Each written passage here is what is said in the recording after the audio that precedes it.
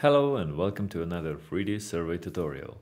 In this video, we'll explore some handy new features in the CAD module of the latest 2.18 version. They are little nice to haves that will make your measurement and vectorization a bit easier. First off, you can now collapse the sub-windows in the working panel, making your workspace more organized and efficient. For instance, we won't be needing the snapper options today, so let's collapse that.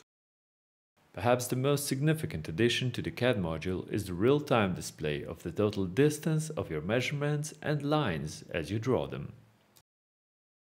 For example, let's say you have an assignment to measure the total length of the curbs around the greens in this roundabout. We use the measurement tool same as ever before, but now we can select which info we want to be displayed next to our pointer. Let's say we only want a 3D distance. We draw a line by clicking along the curb. You can also adjust the point location on the image's side pane. As we draw, we can already see the total distance we did so far. Once we finish it, it will stay there, unless you deselect it in the Element Properties sub-window. Also, if this info box is in your way, you can now simply disable it. Now let's speed this up a bit.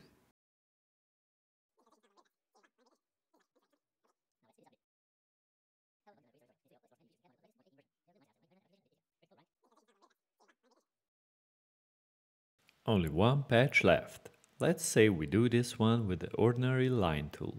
The process is the same.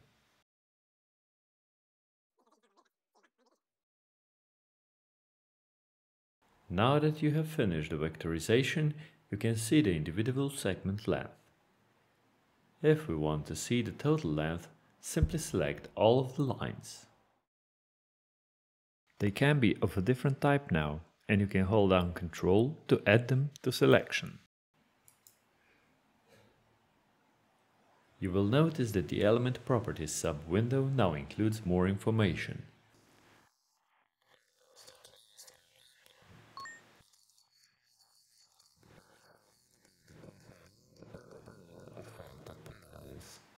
In this case, the total length of our curbs is 176 meters. The total area of greens amounts to 320 square meters. And this is it for this short tutorial. Stay tuned for more tutorials and updates.